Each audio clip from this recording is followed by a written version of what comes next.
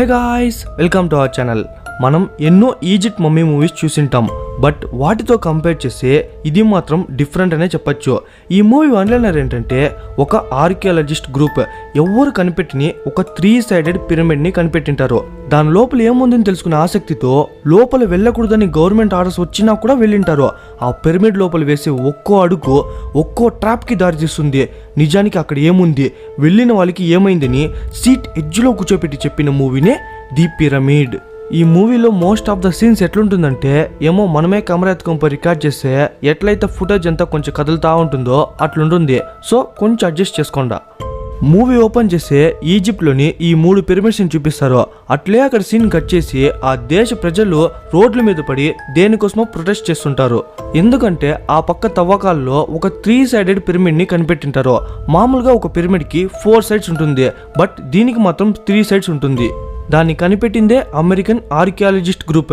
దాన్ని ఇంకా తవ్వకాలు చేయకుండా ఆ జనాలు ప్రొటెస్ట్ చేస్తున్నారనమాట. అప్పటికి వాళ్ళు అక్కడ ఇంకా తప్పించుకుని ఎట్లా వచ్చింటారు. దీంట్లో ఉండేది మెయిన్ 5 క్యారెక్టర్స్. వాళ్ళు వచ్చినప్పుడు వాళ్ళని ఇంట్రడ్యూస్ చేస్తా. ఆ 5 మందిలో ఒక మెంబరే ఈమె. తన పేరు సన్నీ. ఈమె పని ఏమరా అంటే, ఆ ఆర్కియాలజిస్టులు వచ్చింటారు కదా, వాళ్ళు తవ్వకాలు కనిపెట్టేవి అవంతా చేస్తా ఉంటే తను డాక్యుమెంట్గా షూట్ చేసి పబ్లిష్ చేస్తుందన్నమాట. అట్లా ఈ పిరమిడ్ 5000 సంవత్సరాలుగా ఇక్కడే ఉంటుంది. దీనికి మాత్రమే 3 సైడ్స్ ఉంది అని చెప్తా ఉంటే వెనక ఆ కుక్క వేరే బౌ నరుస్తూ ఉంటుంది. ఇంకా ఫుటేజ్ ఓపెన్ చేస్తే ఆ ఫుటేజ్ మొత్తం ఆ కుక్క వాయిస్ ఎవరే ఉంటుంది. సర్లే మళ్ళీ రికార్డ్ చేసుకుందాం అనేసి ఆ టీంకే లీడ్ అయిన డాక్టర్ మైల్స్ని చూపిస్తారు. ఆయన కూడా ఆ పిరమిడ్ గురించి తెలిసిన విషయాలు చెప్తా ఉంటే అట్లే తన కూతురిని చూపిస్తారు. ఈమె పేరే నోరా. ఈమె కూడా వాళ్ళ నాన్నలాగే ఒక ఆర్కియాలజిస్ట్ అనమాట. ఇప్పుడు వీళ్ళిద్దరూ కలిసి ఆ పిరమిడ్ని ఎట్లా కనిపెట్టినారు అని సన్నీ అడుగుతుంది. అప్పుడు చూపిస్తారు, మామూలుగా మార్స్లో ఎన్ని అడుగుల లోపల వాటర్ ఉందని తెలుసుకునేకి ఒక శాటిలైట్ని డిజైన్ చేసింటారు. వీళ్ళు అదే శాటిలైట్తో ఎర్త్ పైన ఆ పిరమిడ్స్ ఎన్ని అడుగుల లోపల ఉందని తెలుసుకునేకి యూజ్ చేస్తుంటారు. అట్లా చేసినట్లయితే వాళ్ళు ఆ పిరమిడ్ మొత్తాన్ని తవ్వే అవసరం లేదు, జస్ట్ టాప్ మాత్రం తవ్వితే చాలు. దాని మధ్యలో ఒక టనల్లా ఉంటుందంట, దాని ద్వారా మనం లోపలికి వెళ్ళిపోవచ్చు అని చెప్తుంది. వాళ్ళ నాన్న కూడా ఏమో చెప్దామనుకొని తెలియని కీస్ అంతా ప్రెస్ చేస్తాడు. అప్పుడు హీరోయిన్ ఇంకొకరితో ఉన్నట్టు ఫోటో వస్తుంది. అదెవడో కాదు, హీరోయిన్ యొక్క బాయ్ ఫ్రెండే. ఇంకా రోజు రాత్రే ఇంకో కొత్త క్యారెక్టర్ని చూపిస్తారు. వీడి పేరే జాహిర్. వీడు నాసాలో పనిచేస్తా ఉండి ఈ పిరమిడ్ తవ్వకాల కోసమనే 3 మిలియన్ వర్త్ అయిన ఆ రోవర్ని తెచ్చింటాడు. వీడెందుకురా వీళ్ళందరి కోసం తెచ్చినాడు అనుకుంటే, వీళ్ళందరి కోసం కాదు, హీరోయిన్ కోసం మాత్రమే. మీరు అనుకునేది కరెక్టే, వాడే హీరోయిన్ యొక్క బాయ్ ఫ్రెండ్. నాకొక చిన్న డౌట్, నాకొకడికి ఆ రోబోట్ అనేది చిన్నప్పుడు నేను చూసిన యానిమేషన్లో వాలి అనే క్యారెక్టర్లా కనిపిస్తుందా, లేకుంటే మీ అందరికి కూడా అలాగే కనిపిస్తుందా? నెక్స్ట్ డే వాడెవడో పరిగెత్తుకుంటా వచ్చి త్వరగా రండా మేము దాన్ని కనిపెట్టేసి చెప్తాడు. ఏమ్రా అంటే, ఆ పిరమిడ్ ఎంట్రన్స్ ఉంటుంది కదా, దాని వాళ్ళు కనిపెట్టేసి ఉంటారు. వాడు ముందర వండుకొని ఆ బండరాయి తీసాడు, అంతే గుప్పన గ్రీన్ కలర్ గా పొగొచ్చేస్తుంది. ముందర కూడా ఆ బండరాయి తీసేకపోయినాడు కదా, వాడే ఎక్కువ పీల్చుకున్నట్టున్నాడు. సో అక్కడికక్కడే చనిపోతాడు. ఆ గ్రీన్ స్మోక్ ఎట్లొచ్చిందంటే, మామూలుగా పిరమిడ్స్ కట్టేటప్పుడు లోపల సమాధులు పెట్టింటారు కదా, అవి డీకంపోజ్ అయ్యి ఆ స్మోక్ బయట పోలేకుండా లోపల ఉన్న మెటల్స్ తో రియాక్ట్ అయ్యి టాక్సిక్ గా మారింటుంది. అట్లా ఒక్కసారిగా రిలీజ్ అయిన వల్ల ఆ టాక్సిక్ ఎయిర్ పీల్చినందువల్ల వాడు చచ్చిపోయినాడు అని చెప్తాడు. మళ్ళీ వాడు ఆత్రాత్రంగా వచ్చి చెవులో నిదానంగా చెప్తాడు, ఏమిటంటే మనోళ్ళు ఇక్కడ చేయని ఘనకార్యం అమెరికా దాకా తెలిసిపోయింటుంది. సో వాళ్ళు చేసిన తవ్వకాలంతా అట్లే వదిలేసి రేపటికల్లా ప్లేన్ ఎక్కి అక్కడికి వచ్చేయాలని చెప్పింటారు. మనోళ్ళు ఎంతగానో రిక్వెస్ట్ చేసుకుంటారు, బట్ అది ప్రయోజనం లేకుండా పోతుంది. అమెరికన్ గవర్నమెంటే వీటన్నిటికీ ఫండ్ చేస్తుంది కాబట్టి వాళ్ళని మించి వీళ్ళేం చేయలేరు అని తెలుసుకుని ఇంకా వాళ్ళు బయలుదేరేదానికి ఏర్పాట్లు చేపిస్తాడు. ఈ విషయం నోరాకి అస్సలు నచ్చదు. ఇంత దగ్గర పోయిన తర్వాత దాని లోపల పోకూడదని ఆర్డర్స్ వచ్చిన తర్వాత చాలా అప్సెట్ అయిపోతుంది. సరే ఎట్లో మనమే కదా పిరమిడ్ లోపలికి పోకూడదు, అట్లీస్ట్ జాహిర్ తెచ్చిన ఆ రోవర్ అన్న లోపలికి పంపించి జస్ట్ కొన్ని పిక్స్ కొన్ని వీడియోస్ తీసుకునేసి మనం వెళ్ళిపోదామని చెప్తుంది. వాళ్ళ నాన్న కూడా బాగా ఆలోచించి సరే ఒప్పుకుంటాడు. ఇంకా దానికి కావాల్సిన సామాన్లు అంతా దింపుతా ఉంటే ఆ ఆర్మీ ఆఫీసర్ నచ్చేస్తాడు. ఏమరా అంటే, వీళ్ళని ఖాళీ చెప్పించే బాధ్యత వాయిన్ దగ్గరే ఉంది కాబట్టి అప్పటికి మనోళ్ళు 2-3 గ్యాడ్జెట్స్ మిస్ అయిందని దానికోసమే ఎత్తుకుతామని ఎట్లా మేనేజ్ చేస్తారో అది విని ఆయన వెళ్ళిపోతాడు. కావాల్సిన సెటప్ అంతా చేసి ఆ రోవర్ని ఆ గుహ లోపల పంపిస్తారు. కొంచెం లోపల పోయిన తర్వాతే ఆ పిరమిడ్ యొక్క మెయిన్ ఎంట్రన్స్ వస్తుంది. దానిపైన ఈజిప్ట్ కి చెందిన దేవుళ్ళ పేరంతా చెక్కబడి ఉంటుంది. అట్లే ముందరికి పోతా ఉంటే టక్కన అదేదో దూరుతుంది. ఏదన్నా ఎలక దూరింటుందిలే అనేసి మనోళ్ళు అంతగా పట్టించుకోరు. ఇంకొచ్చిండే పని చూద్దామని అది అట్లే మొత్తం రికార్డ్ చేస్తా ఉంటే ఒక్కసారిగా కెమెరా ఫీడింగ్ అంతా కట్ అయిపోతుంది. మనోడు ఏదేదో కంట్రోల్ చేసి ఆ రోవర్ని బయట తెప్పిద్దాం అనుకుంటాడు. బట్ అప్పటికే ఆ సిగ్నల్ కట్ అయిపోయి ఉంటుంది. వేరే దారి లేదు, నేనే లోపలికి పోయి ఆ రోవర్ని తెచ్చుకుంటా అని చెప్తాడు. ఇంకా వాడు తేకపోతే నాసా వాడిని గుండు గోకేస్తుందని వానికి తెలుసు. ఫస్ట్లో ఎవరు ఒప్పుకోరు. ఇంచేపే ఆ పిరమిడ్ నుంచి వచ్చిన టాక్సిక్ ఎయిర్ పీల్చే ఒకడు చచ్చిపోయినాడు. అంత బిన్నే ఇంకొక నెట్లు పంపిస్తారు చెప్పండా. లాస్ట్కి వాని సిచ్యువేషన్ అర్థం చేసుకుని నోరా వాళ్ళ నాన్న అలాగే జాహిర్ ఇద్దరు లోపలికి పోయేదానికి రెడీ అవుతారు. బట్ నోరా అస్సలు ఒప్పుకోదు.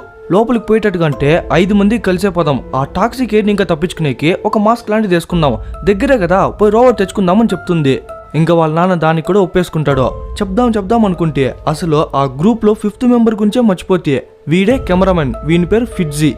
లోపల పోయేదానికి కెమెరా కావాల్సిన ఎక్స్ట్రా బ్యాటరీస్, లోపల వెలుతురు తక్కువైపోతే లైట్ ఫ్లేర్స్ అని కావాల్సినంతా సెట్ చేసుకుని లోపల పోదాం అనుకునే టైంకి ఆ ఆర్మీ ఆఫీసర్ మళ్ళీ వచ్చేస్తాడు. వాడిని అరిచే చూస్తుంటే యాడ కొట్టేస్తాడేమో అనుకుంటే ఈడుండే పంచాయతీ అమరా అంటే వాడిని మాట్లాడే భాష వాళ్ళెవరికి అర్థం కాదు, ఒక్క జాహిర్ తప్ప. వాడు ఎట్లెట్లో కన్విన్స్ చేస్తాడు. హబీబీ మనం మనపురం రా, కొంచెం చూసి వదిలేరా అని చెప్తే వాడు కరెక్ట్గా 2 hours టైం ఇస్తాడంతే. వీళ్ళు ఉన్న 2 గంటల్లో ఆ రోవర్ తెచ్చుకోకపోతే వాడే తరిమేస్తాడని ఇండైరెక్ట్ గా కూడా కాదు, డైరెక్ట్ గానే వార్నింగ్ ఇచ్చేసిపోతాడు. మనోళ్ళు ఆ పిరమిడ్ లోపలికి పోయే ముందు ఒక వైర్ని బయట కట్టేసి లోపలికి లాక్కొని పోతారు. ఇన్ కేసు వాళ్ళు లోపల తప్పిపోయినారంటే ఆ వైర్ని ఫాలో చేసుకుంటా బయటకు వచ్చేద్దామని. డాక్టర్ మైల్స్ పోతూ చెప్తాడు, ఏమన్నా విచిత్రంగా కనిపిస్తే దయచేసి ముట్టొద్దండా, ఈ పిరమిడ్ గురించి మనకేం తెలియదు కాబట్టి ఎక్కడేం పడుతుందో ఎవరు గెస్ట్ చేయలేం, సో కొంచెం జాగ్రత్తగా ఉండండి అని చెప్తాడు. ఆ గుహ లోపల పోయిన తర్వాత ఆ పిరమిడ్ యొక్క మెయిన్ ఎంట్రన్స్ వస్తుంది. దాని లోపల పోయి కొంతసేపు వెతికితే గానీ ఆ రోవర్ కనిపించదు. అది కూడా ఆ రోవర్ యొక్క సగం భాగం మాత్రమే ఇక్కడ ఉంది, ఇంకా మిగతాది ఎక్కడా కనిపించలేదు.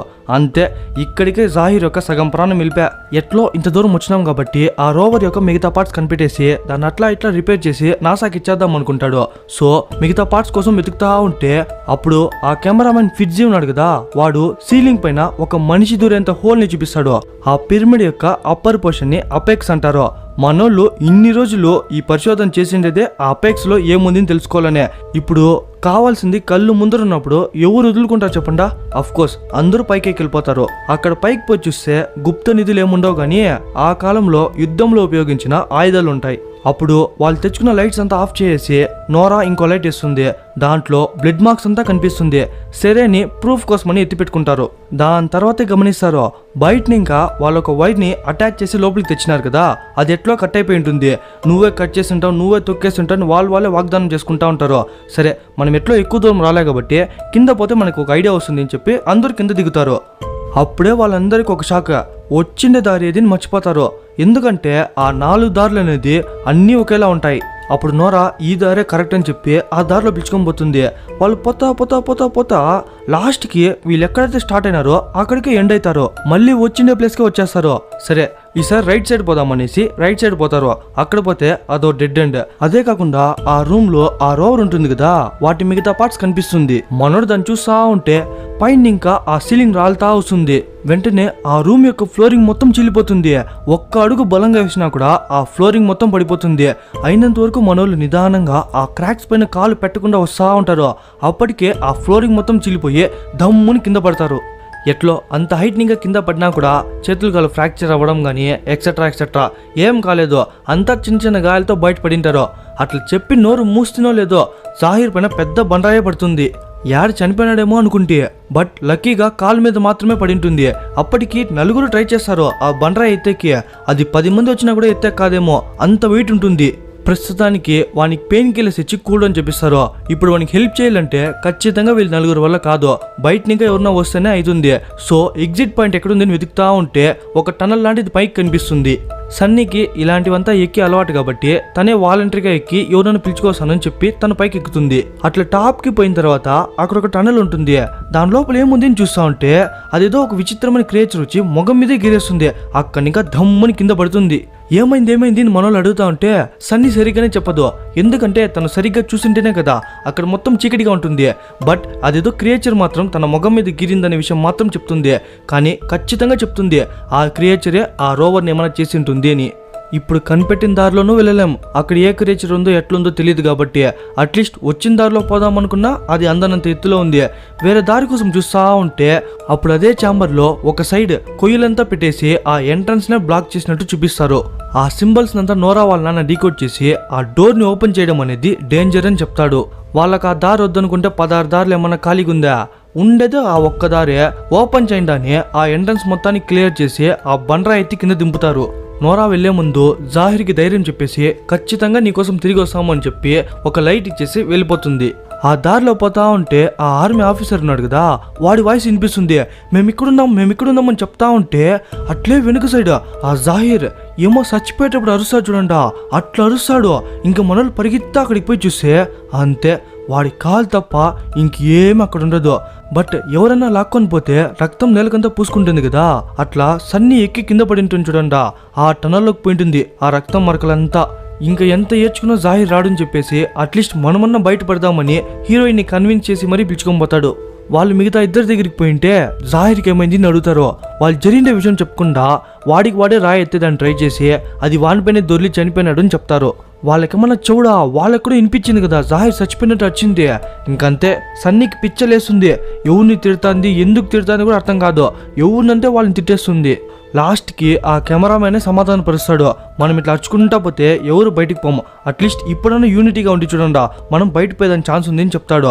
సరే అట్లా చుట్టూ చూస్తూ ఉంటే కొంచెం ముందర పోతే ఆ లెఫ్ట్ సైడ్లో ఒక టనల్ లాంటిది వస్తుంది. ఇప్పుడు ఫస్ట్ దాని లోపల ఎవరు పోవాలని మాట్లాడుకుంటా ఉంటే వెనక చూడండి అదేదో పోయింది కదా. మనల్ని కూడా తిరిగి చూస్తే అక్కడ ఏముండదు.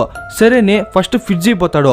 వాని వెనకాల నోరా వాళ్ళ నాన్న, దాని వెనకాల సన్నీ, లాస్ట్ నోరా. ఆ ఫిడ్జీ గాడు వానికి తగలకుండా కెమెరాకి తగలకుండా పాక్కొని పోతా ఉంటే వెనక ఆ క్రియేచర్స్ వచ్చే సౌండ్ నోరాకి వినిపించేస్తుంది. అంతే, త్వరగా పోండా అంటుంది. వాడు కూడా అయినంతవరకు ఫాస్ట్గా పోతాడు.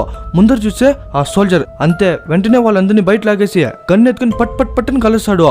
కొన్నేమో అక్కడే చచ్చిపోతాయి, కొన్నేమో పరిగెత్తేస్తాయి. లాస్ట్కి ఇంకేమన్నా ఉందేమో దగ్గర పోయి చూస్తాడు, అదేమో భయంకరమైన చేతులు వచ్చి వాడిని 2 మడతలు చేసి లాక్కొలిపోతుంది. అయిపోయా, ఆ సోల్జర్ కూడా చచ్చిపోయా.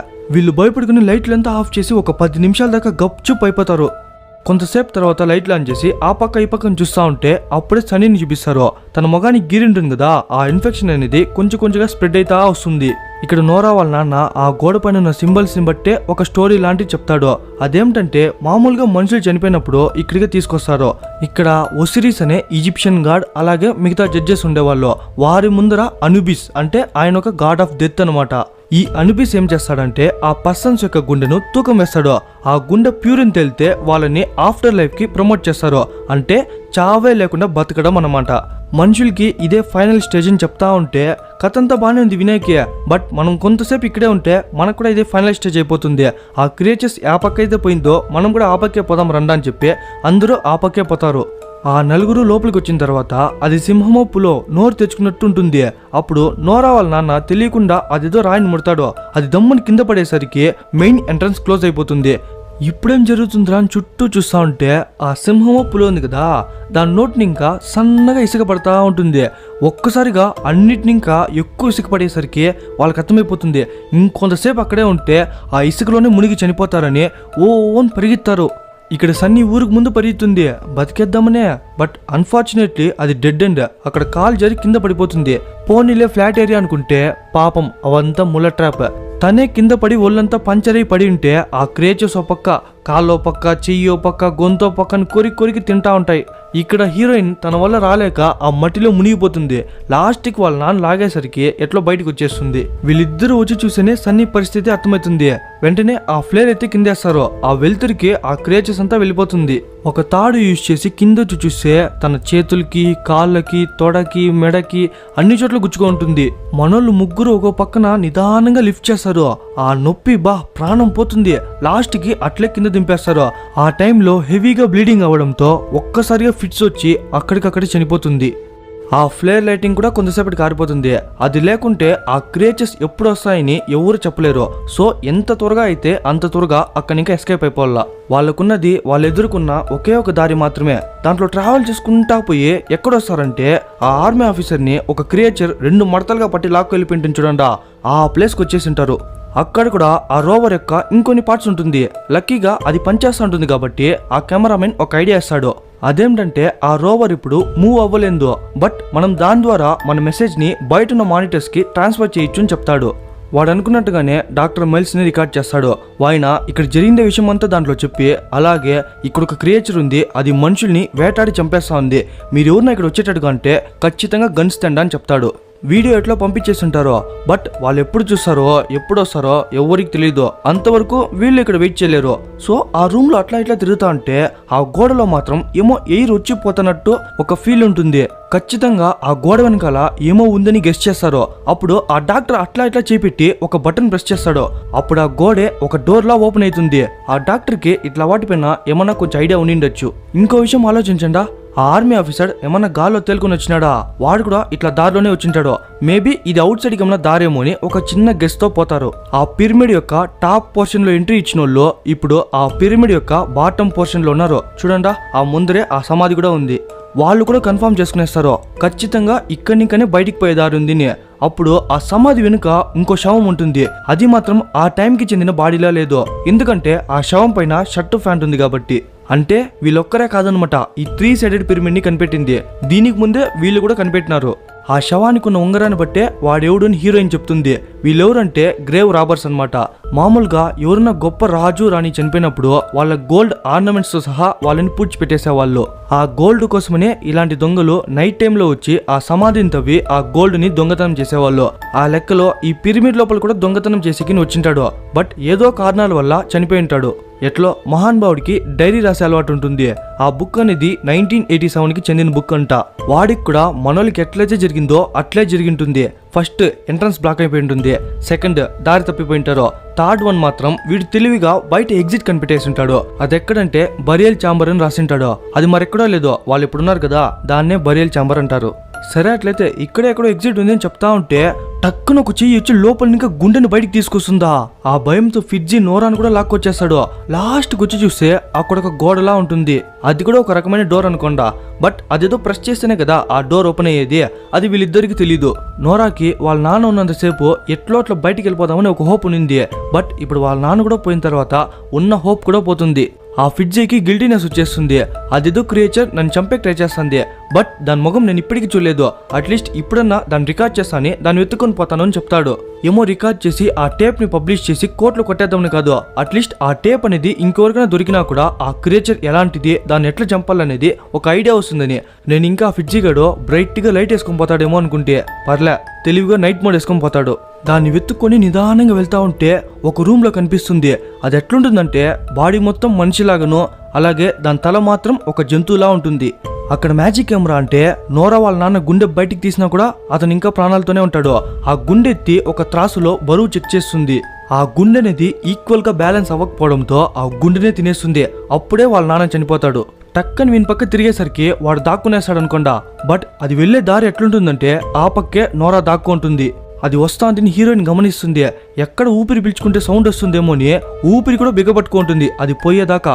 అది కరెక్ట్ గా ఆ డోర్ దగ్గర పోయి అదేదో బటన్ ప్రెస్ చేస్తుంది. బా ఎంత బాగా ఓపెన్ అయిందో. మనోళ్ళు ఎంతసేపు ఆ డోర్ ఓపెన్ చేసేకే నానా తంట్లో పడుతుంది. అప్పుడు ఆ ఫిడ్జీ వచ్చి ఆ రికార్డింగ్ మొత్తం చూపిస్తాడు. అప్పుడే నోరా చెప్తుంది ఆ క్రియేచర్ అనేది అనుబిస్ అంటుంది. అనుబిస్ ఎవడంటే మనం ఫస్ట్ లోనే చెప్పుకుంటాం కదా గాడ్ ఆఫ్ డెత్ ని, అతనే అనమాట. మనుషులంతా పిలుచుకొచ్చి వాళ్ళ గుండెను ప్యూరిటీ చెక్ చేస్తాడు. ఇన్ కేస్ వాళ్ళ గుండె ఇంప్యూరిటీగా ఉంటే ఆ గుండెను తినేసి వాళ్ళను చంపేస్తాడు. ఇంచెప్పు ఆ అనుబిస్ చేసింది అదే. నోరా వాళ్ళ నాన్న హార్ట్ అనేది ఇంప్యూర్ గా ఉంది కాబట్టి ఆ హార్ట్ ని తినేసి అతన్ని చంపేస్తుంటుంది. ఇప్పుడు వీళ్ళకున్న ఒకే ఒక ఆప్షన్ ఆ బరియల్ ఛాంబర్లో ఎగ్జిట్ పాయింట్ ని కనిపెట్టడం మాత్రమే. సో అక్కడికి పోతారు. దానికి ముందు వాళ్ళ నాన్న చనిపోయిన ప్లేస్కి పోతే అక్కడ ఆ ఆర్మీ ఆఫీసర్ బాడీ కూడా ఉంటుంది. వాళ్ళ దగ్గర ఇంకా గన్ను, అలాగే వాళ్ళ నాన్న దగ్గర ఇంకా ఆ ఫ్లేర్ ఎత్తుకుని వచ్చేస్తారు. ఆ బరియల్ ఛాంబర్ లో మెయిన్ ఒక సమాధి ఉంటుంది కదా, వాటి సైడ్స్ లో కొన్ని సింబల్స్ ఉంటుంది. దాన్ని చూసే హీరోయిన్ ఒక కథ చెప్తుంది. పూర్వం ఒసిరిస్ అనే ఒక ఈజిప్షియన్ గాడ్ అనుబిస్ ని సృష్టించింటాడు. మీకు ఇంకా క్లియర్ గా చెప్పాలంటే ఇక్కడ తిరుగుతాను కదా క్రియేచర్ అనుబిస్, ఆయన ఫాదరే ఒసిరిస్ అన్నమాట. కాలక్రమేణా ఒసిరిస్ భూమిని వదిలేసి స్వర్గానికి వెళ్ళిపోతాడు.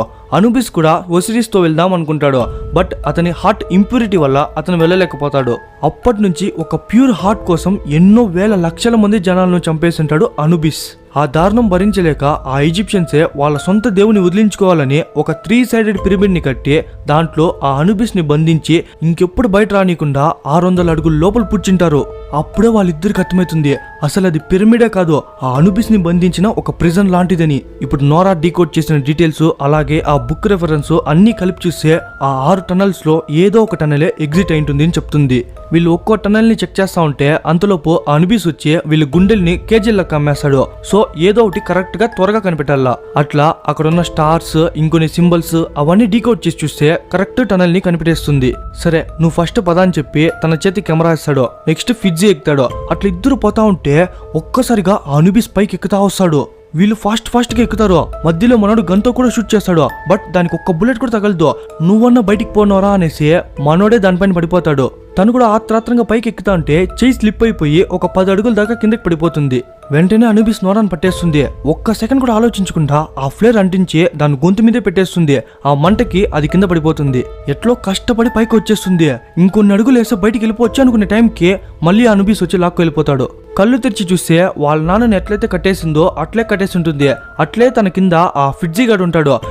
ఫిడ్జీ అంటే టక్కున ఒక కాలు పెడుతుందా అంతే. ఎవరన్నా ఫస్ట్ నుంచి అనుబిస్ ని క్లియర్ గా చూసిండకపోయింటే ఇప్పుడు చూసుకోండా. వాడు నోరా హార్ట్ ని తీసేకి వస్తాడు. తన అంతలోపు ఫస్ట్ లో ఒక వెపన్ ఎత్తుకుంటుంది కదా, దాంతో మొదటిగా ఆ తాళ్ళు కట్ చేసి యాక్స్ తోనే అటాక్ చేస్తుంది. అప్పటికి కొంచెం టైం వచ్చా. అప్పుడు ఆ క్రియేచర్స్ అని చుట్టుముట్టేస్తుంది. మీరందరూ ఏమనుకుంటారో ఆ క్రియేచర్స్ నోరా పైన అటాక్ చేస్తుంది. నేను కూడా అట్లే అనుకుంటే, బట్ అవే విచిత్రంగా అనుబిస్ కి కౌంటర్ అటాక్ ఇస్తుంది. ఇప్పుడు వదిలేసి ఆ ఛాన్స్ ఇంకెప్పుడు దొరకదనేసి ఆ కెమెరా ఎత్తి మెళ్ళ వేసుకుని ఆ మెట్లు ఎక్కేసి ఆ పిరమిడ్ ఇంకా బయట వెళ్ళిపోయి ఆ గుహని ఇంకా బయటికి పోదామనుకునే టైంకి కళ్ళు తిరిగి కింద పడిపోతుంది. నెక్స్ట్ డే ఒక చిన్న పిల్లడు ఆ గుహలోకి వచ్చి ఆ కెమెరాని చుట్టూ చూస్తూ ఉంటాడు. అప్పుడు ఆ అనుబిస్ ఒక్కసారిగా అటాక్ చేస్తుంది. ఈ సీన్ తర్వాత మూవీ అయిపోతుంది. నాకు తెలిసి అనుబిస్ ఆ చిన్న పిల్లని ఎత్తుకొని పోయి అతని హార్ట్ ప్యూరిటీ చెక్ చేస్తే most of the children's heart అనేది ప్యూర్ గానే ఉంటుంది. ఆ లెక్కలో అనుబిస్ ఒసిరీస్ ఉన్న స్వర్గానికి వెళ్ళిపోవచ్చు. ఒకవేళ ఆ పిల్లోని హార్ట్ కూడా ఇంప్యూర్ ఉంటే ఇంకేముంది, ఊరి మీద పడి గుండెలు ఎత్తుక్కుంటా ఉంటుంది. అంతే గైస్, ఇంతటితో ది పిరమిడ్ అనే మూవీ ఎక్స్ప్లెనేషన్ అయిపోయింది. మీకు ఇలాంటి హిస్టారికల్ మూవీస్ నచ్చినట్లయితే ఈ వీడియోకి ఒక లైక్ చేయండి. నేను ఎక్స్ప్లెయిన్ చేసిన ఈ మూవీలో కొన్ని సీన్స్ థ్రిల్లింగ్ ఉండిండొచ్చు, ఇంకొన్ని సీన్స్ భయపెట్టిండొచ్చు, మరిన్ని సీన్స్ కామెడీ లేదనుకోండా. ఇన్ కేస్ మీరెవరన్నా ఇలాంటి ఫీల్ అయింటే వాటిని టైమింగ్తో సహా కింద కమెంట్ సెక్షన్లో పెట్టండా.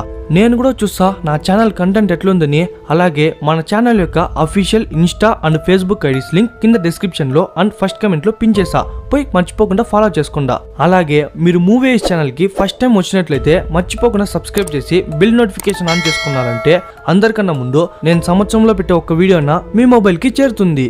మీరు చూడాలనుకున్న మూవీస్ మన ఛానల్లో చూడాలనుకుంటే ఒకటి కమెంట్ సెక్షన్లోనే చెప్పొచ్చు, లేకుంటే నా ఇన్స్టాకి DM అయినా చేయండి. ఓకే గైస్, ఇంకో మూవీలో కలుద్దాం.